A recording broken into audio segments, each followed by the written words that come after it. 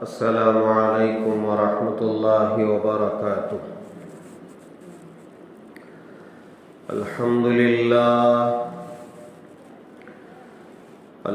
للہ نحمده ونستعینه ونستغفره ونؤمن به ونتوکل علیہ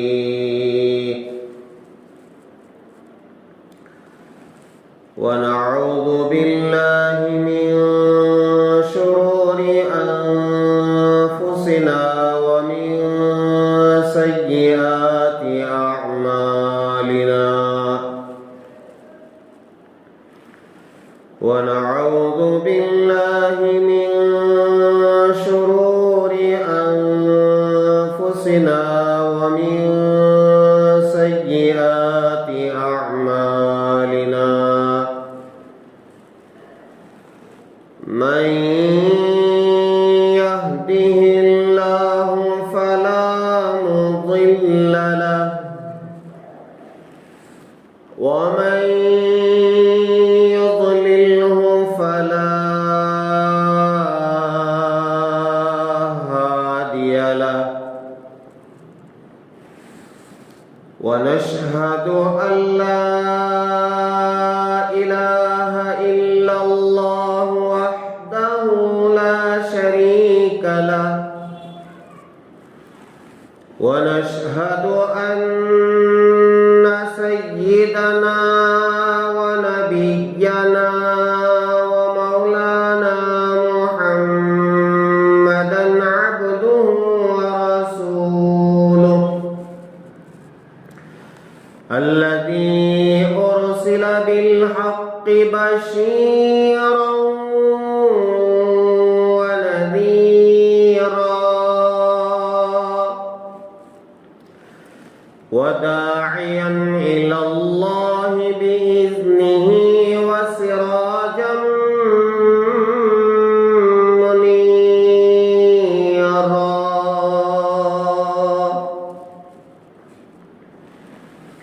أما بعد فقد قال الله تبارك وتعالى في القرآن المجيد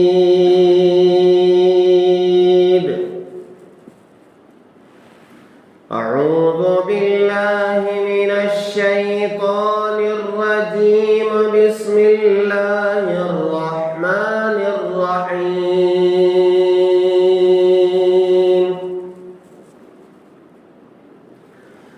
والشمس وضحاها والقمر إذا تلاها والنهار إذا جلاها والليل إذا يغشاها والسماء وما بناها والأرض وما طحاها ونفس وما سواها فألهمها فجورها وتقواها قد أفلح من زكاها وقد خاب من دساها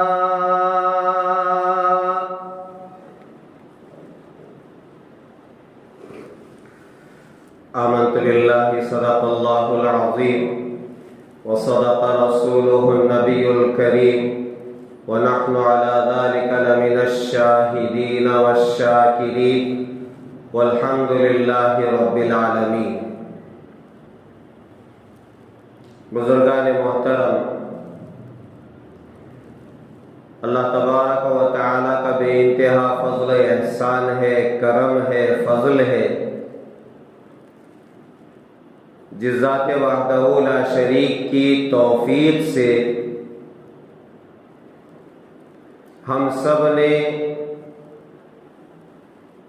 ایک عظیم الشان رات پائی جسے ہم شب برات کہتے ہیں۔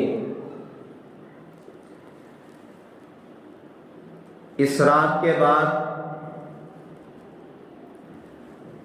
جس چیز کا انتظار رہتا ہے شدت کے ساتھ، شوق کے ساتھ، تڑپ کے ساتھ، وہ ہے رمضان کی آمد کا۔ میں بغیر کسی تشبیہ دیے کہ آپ کو سمجھاؤں، جیسے کسی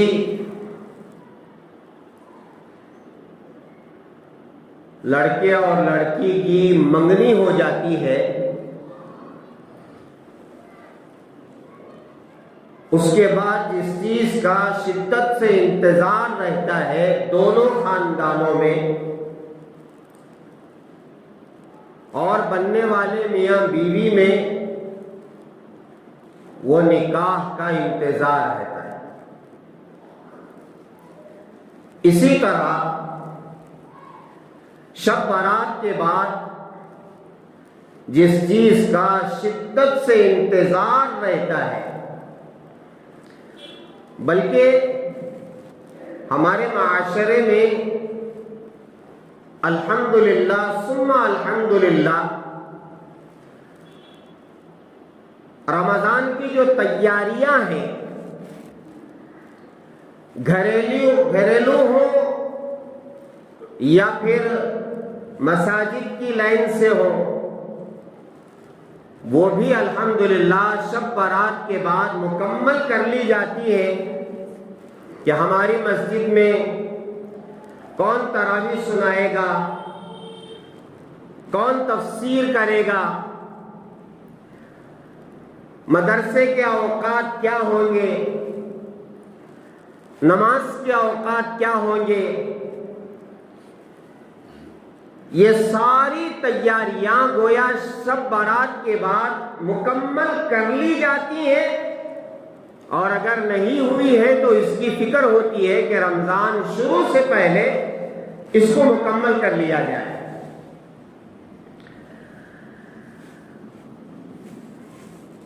اللہ رب العزت نے یہ مبارک مہینہ جو عطا کرنے والا ہے،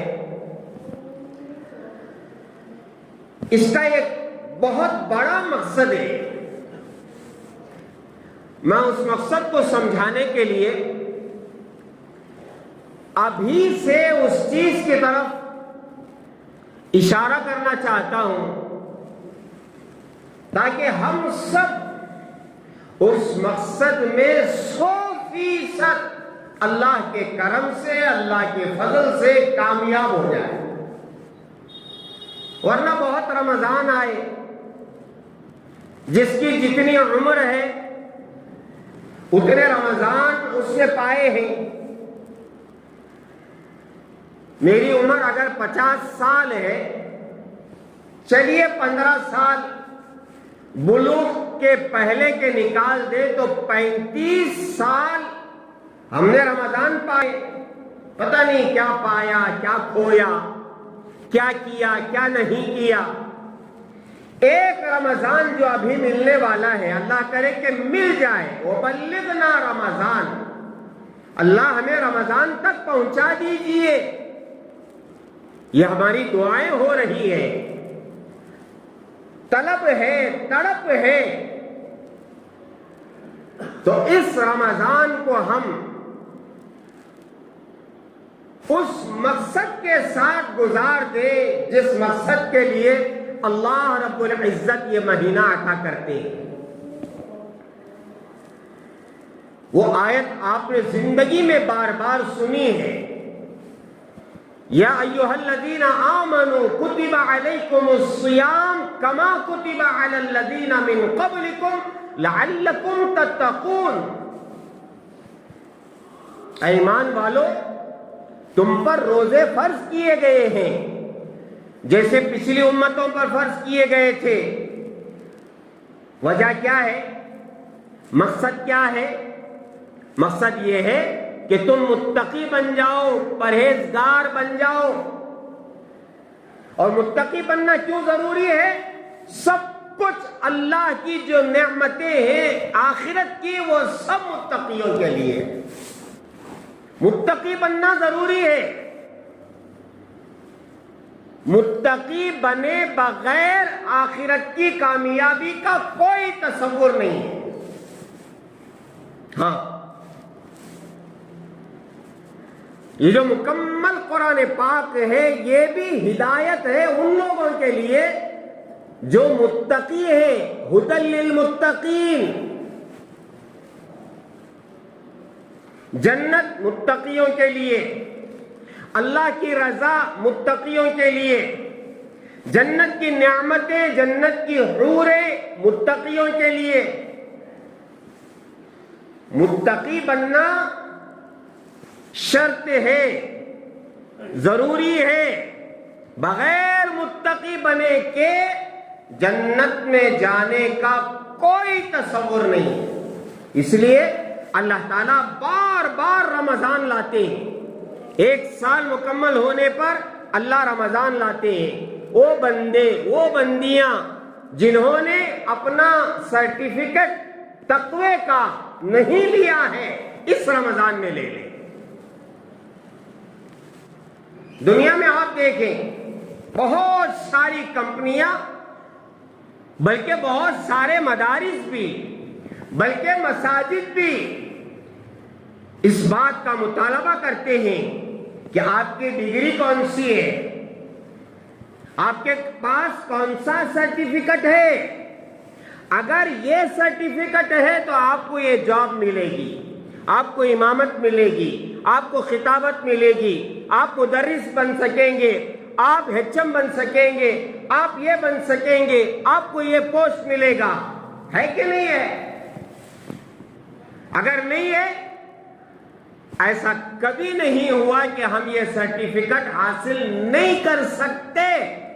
اب میں پڑھ نہیں سکتا، پڑھ نہیں سکتی. زندگی میں آدمی محنت کرے، بڑی سے بڑی ڈگری بڑی سے بڑی عمر میں حاصل کر سکتا ہے. عمر کی کوئی قید نہیں ہے. کوشش، محنت، جد و جہد، اللہ بھی یہی چاہتے ہیں کہ میرا بندہ، میری بندی کوشش کر کے والذین جاہدوا فینا لنہدینہم سبلنا، جو ہمارے راستے میں مجاہدہ کرتا ہے. کب مجاہدہ کرے گا؟ 30 سال کی عمر میں، 40 سال کی عمر میں، 50 سال کی عمر میں، 60 سال کی عمر میں، چلیے 70 سال کی عمر میں، چلیے اور آگے بڑھ کر کے اگر کسی کی عمر 90 سال بھی ہو گئی، والذین جاہدوا فینا، 90 سال کی عمر میں بھی کوئی مجاہدہ کرتا ہے، کوشش کرتا ہے، اللہ کو پانے کی کوشش کرتا ہے، فکر کرتا ہے، لنہدینہم سبلنا، ہم اس کے لیے جنت کے راستے آسان کرتے ہیں، انہیں سرٹیفکیٹ دیتے ہیں.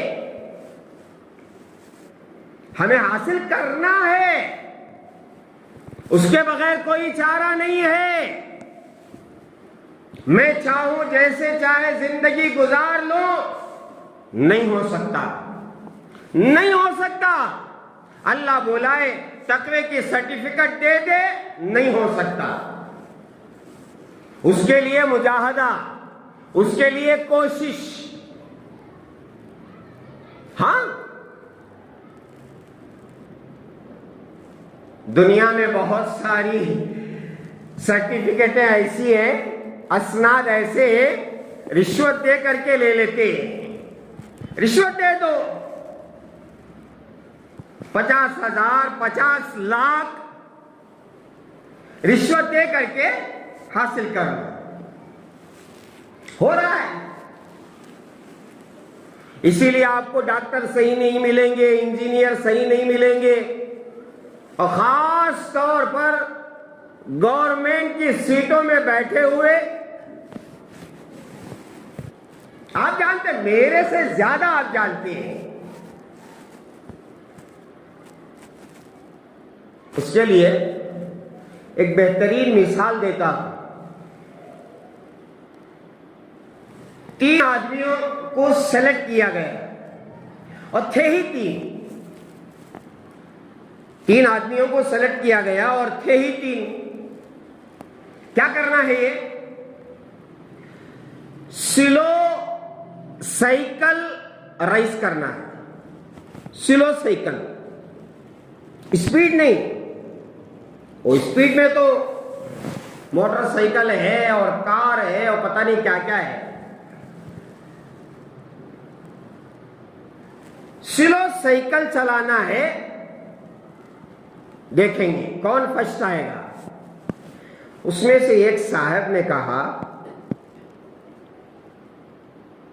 بلکہ ایک نے معذرت چاہی، نہیں مجھے سلو سائیکل نہیں آتا ہے، بالکل نہیں چلا سکتا ہوں میں.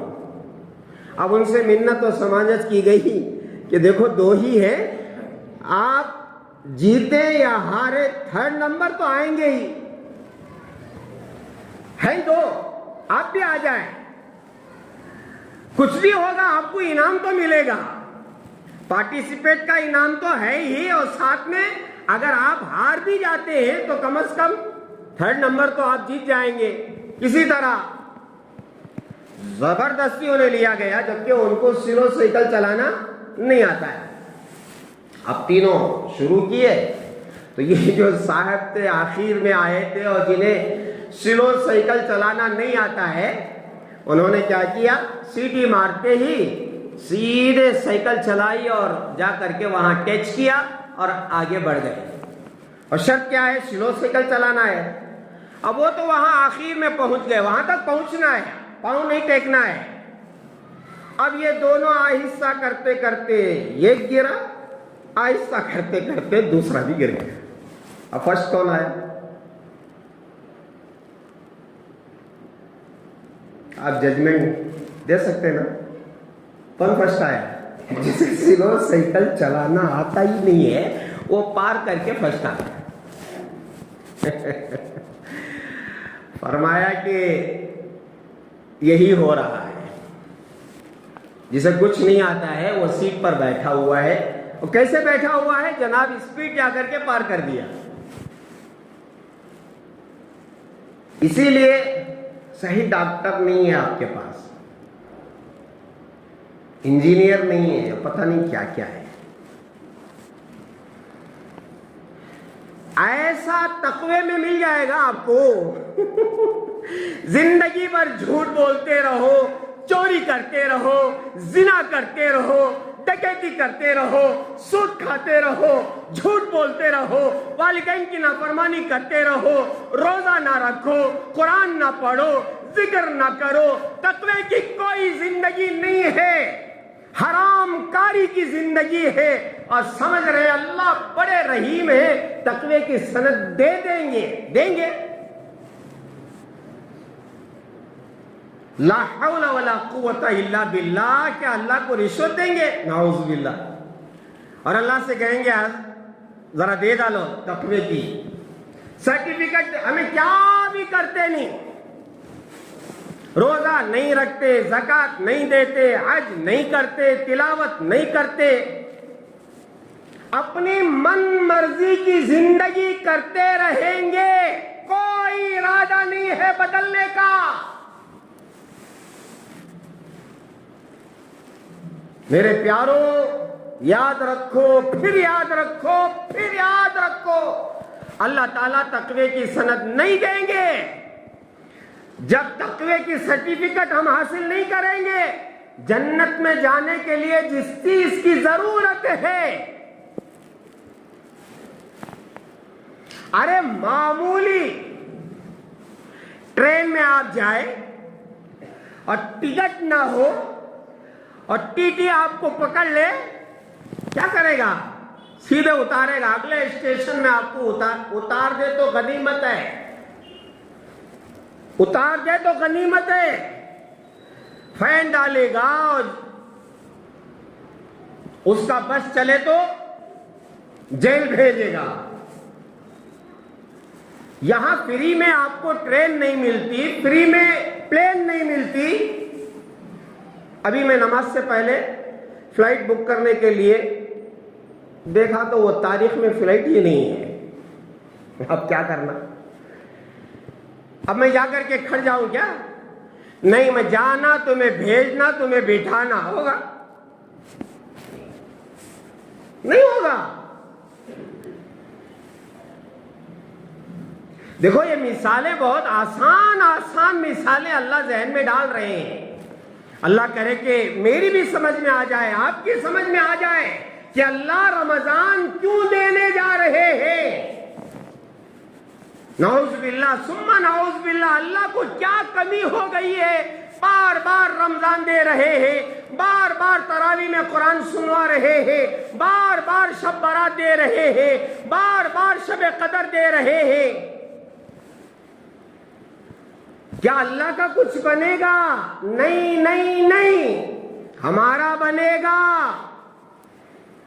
میرے بندوں، میری بندیوں، میں نے تمہیں اپنے ہاتھوں سے بنایا ہے۔ میں یہ نہیں چاہتا کہ شیطان کی اطاعت کر کے، شیطان کے پیچھے چل کر کے تم جہنم پہنچ جاؤ۔ میں نے اپنے ہاتھوں سے بنایا ہے۔ ہاں،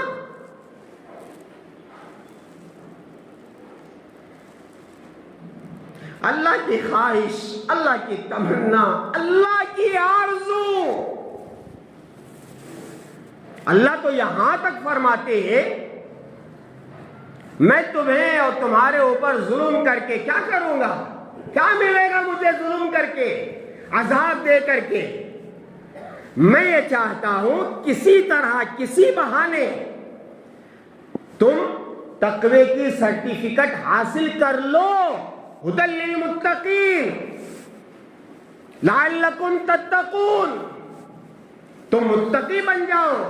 متقی بن کے آپ دنیا سے جا رہے ہیں، اللہ تعالیٰ استقبال کرائیں گے فرشتوں کا موت ہی سے۔ جس موت سے ہم ڈر رہے ہیں، جس موت سے ہم ڈر رہے ہیں، وہیں سے فرشتوں کا استقبال ہوگا۔ استقبال۔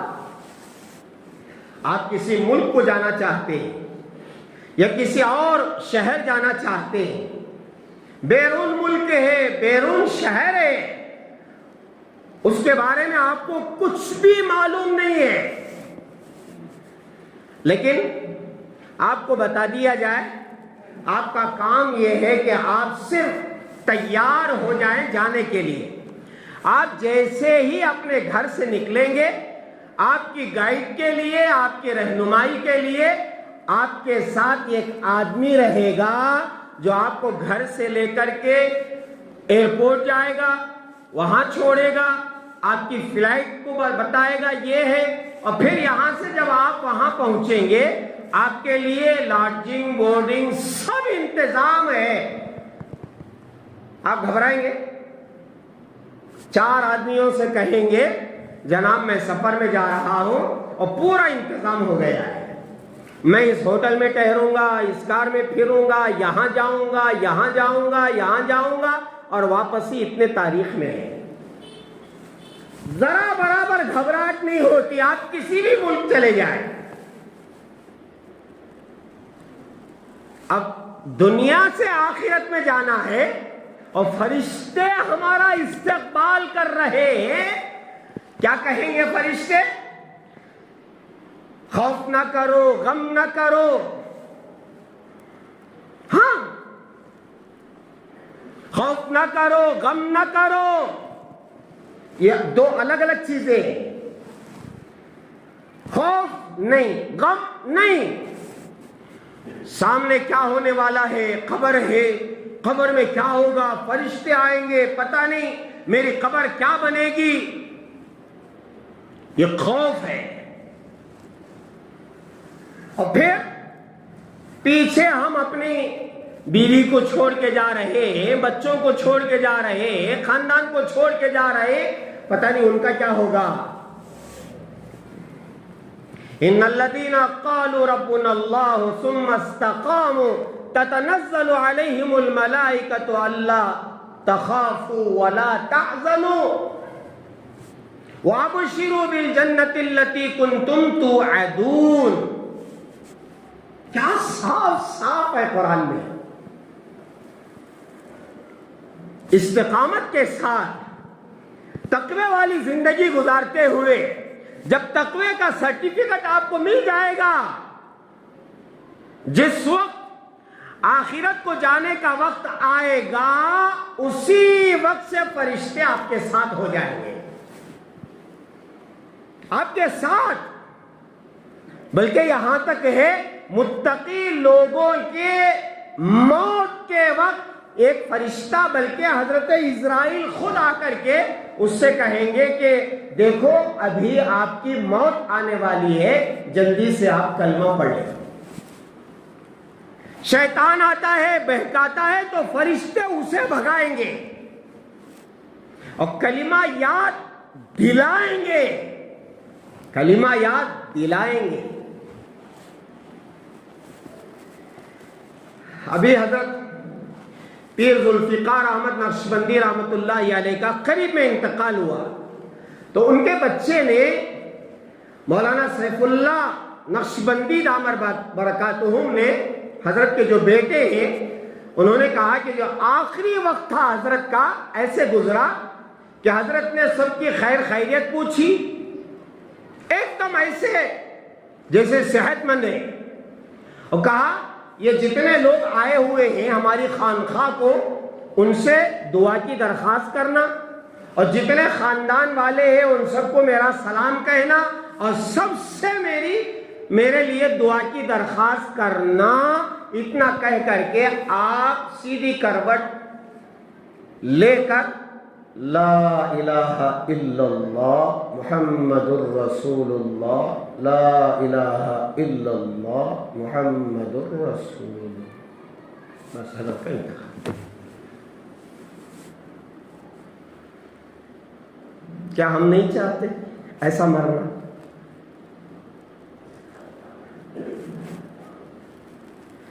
مسئلہ موت کا ہے میرے پیاروں، موت کا مسئلہ ہے.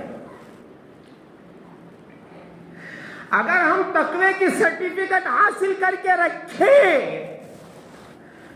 آ جائے اسرائیل، آ جائیے، سلام ہو، آ جائیے. اسرائیل آئیں گے اور کہیں گے ابھی جانا ہے اللہ کے پاس، جلدی سے کیا کرو، کلمہ پڑھ لو.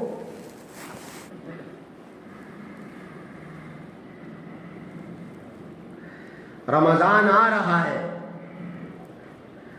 بالکل تیار رہنا ہے کہ اللہ کس وجہ سے آپ رمضان دینا چاہتے ہیں. اس میں روزہ بھی ہے، اس میں تراویح بھی ہے، اس میں تلاوت بھی ہے. دیکھو میرے عزیزو، متقی بننے کے لیے، تقوی حاصل کرنے کے لیے سب سے بڑھ کر جو اہم چیز ہے وہ ہے ہمارے جو 4 دشمن ہیں، 4 دشمن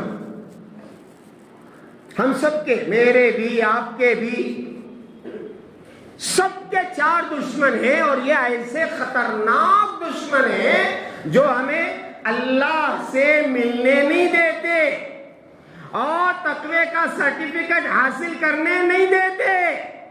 یہ نہیں چاہتے کہ ہم جنت میں جائیں، یہ نہیں چاہتے کہ اللہ کی رضا ہمیں ملے، یہ نہیں چاہتے کہ ہم جہنم سے بچ جائیں.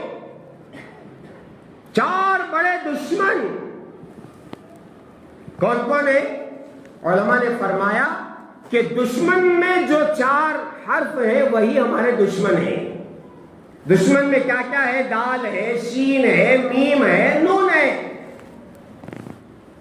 دشمن فرمایا دال سے دنیا ہماری دشمن ہے، شین سے شیطان ہمارا دشمن ہے، میم سے یہ جو مخلوقات ہے یہ ہماری دشمن ہے، اور آخر میں نون ہے تو ہمارا نفس، یہ ہمارا بڑا دشمن ہے. فرمایا ان 4 میں سب سے بڑا دشمن، گرو گھنٹال جسے کہتے بڑا دشمن، وہ ہے ہمارا نفس جو ہمارے ساتھ ہے. اور ساری برائیاں اسی کے اندر ہیں. شیطان یہ باہر کا دشمن ہے، آؤٹ ڈور. انڈور اندر، اندر کا جو دشمن ہے وہ بڑا خطرناک دشمن ہے. باہر کے دشمنوں سے آپ کیا کر سکتے ہیں؟ کوئی کیمرہ لگا کر کے یا کسی کی سیکورٹی رکھ کر کے آپ بچ سکتے ہیں کہ یہ میرا دشمن ہے، اسے ذرا چوکنا رہنا ہے اور ذرا اسے بچ کے رہنا ہے. سیکورٹی کے لیے کچھ بھی آپ کر سکتے ہیں. گھر کے اندر اگر کوئی ہمارا دشمن ہے جسے معلوم ہے کہ صندوق کی چابیاں کہاں رہتی ہیں اور تجوری کہاں ہے،